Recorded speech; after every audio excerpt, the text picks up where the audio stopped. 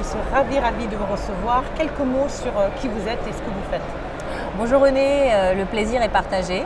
Alors je travaille à la Banque africaine de développement et je suis la coordinatrice pour l'initiative africaine des banques vertes. Alors justement Audrey, qu'est-ce que l'on appelle une banque verte?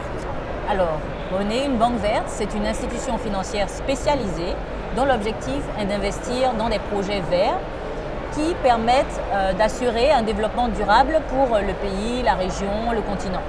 Alors, la spécificité d'une banque verte, c'est de détenir en son sein différents types d'instruments financiers. Elle va avoir des instruments qui vont permettre de dérisquer une transaction, comme du support technique pour préparer un projet, comme des dons, comme des prêts sur des maturités longues à des taux qui seront plus bas, des taux concessionnels.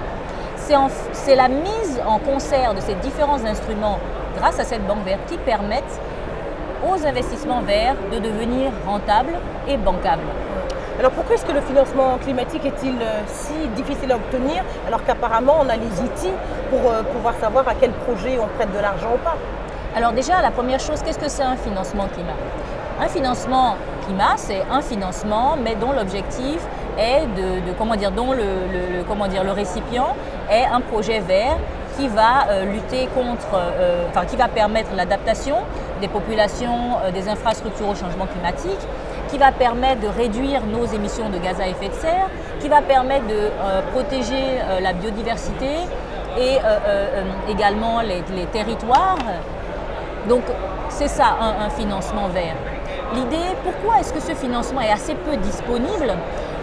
Aujourd'hui, il est relativement concentré dans des mécanismes de type le fonds vert pour le climat, le Climate Investment Fund, la facilité environnementale globale. Ce sont les principaux mécanismes internationaux de financement pour l'environnement et pour le climat. L'idée, c'est justement d'apporter ces fonds concessionnels, ces fonds publics, plus près, au niveau local. C'est tout l'objet de l'initiative des banques vertes de la Banque africaine de développement, d'apporter ce financement climat au niveau local via les banques commerciales, via nos intermédiaires financiers. Et ça, vous parlez du secteur public, mais il paraît qu'il pèse vraiment très peu sur ce secteur. Comment impliquer davantage le secteur privé? Alors, ces banques, elles pourront être publiques, mais elles pourront également être privées. Comment fonctionne le mécanisme? Effectivement, vous l'avez bien dit, on appelle ça le blended financing. C'est l'utilisation de fonds publics qui vont être utilisés pour dérisquer la transaction et ça va permettre d'apporter des investissements qui viennent du privé pour soutenir et financer des projets verts. Donc c'est cet instrument, c'est cette solution de blended finance qui permet, en dérisquant les transactions, d'apporter le retour sur investissement qui intéresse les investisseurs privés. Donc c'est ce que va apporter la banque verte, c'est ce que va permettre la banque verte et c'est ainsi qu'on va permettre d'atteindre les niveaux de financement nécessaires pour mettre en place les plans stratégiques nationaux en matière de changement climatique. On estime aujourd'hui le besoin à 2,8 trillions de dollars, le besoin pour mettre en place les NDCs des différents pays, de 51 pays en Afrique, à horizon 2030. Alors je me mets à la place d'un entrepreneur qui voudrait obtenir ces financements climatiques. 3 petits conseils. Alors justement, aujourd'hui, c'est très compliqué pour un entrepreneur local, notamment si on prend une petite moyenne entreprise africaine, d'obtenir ces financements.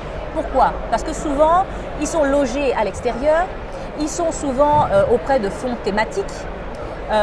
Nous, aujourd'hui, avec cette solution concrète des banques vertes, on va apporter au niveau local ces financements. Donc votre entrepreneur, il aura juste à traverser la route, à aller taper à la porte de son institution financière préférée, celle auprès de laquelle il a son compte bancaire, avec laquelle il a l'habitude de travailler. Et c'est cette même institution financière qui sera en capacité de l'accompagner et de lui fournir le financement adéquat par rapport à son projet. Que ce soit un financement pour aider l'adaptation, pour soutenir la réduction de gaz à effet de serre. L'idée, c'est de mettre en capacité ces institutions financières afin qu'elles accompagnent au mieux les petits porteurs de projets, les SMEs, les collectivités locales, car on sait que c'est elles qui seront au cœur de l'action climatique. Et qu'ils savent exactement ce qui se passe sur le terrain. Tout à fait, tout à fait. Merci beaucoup pour ces éclaircissements. Je vous remercie beaucoup René.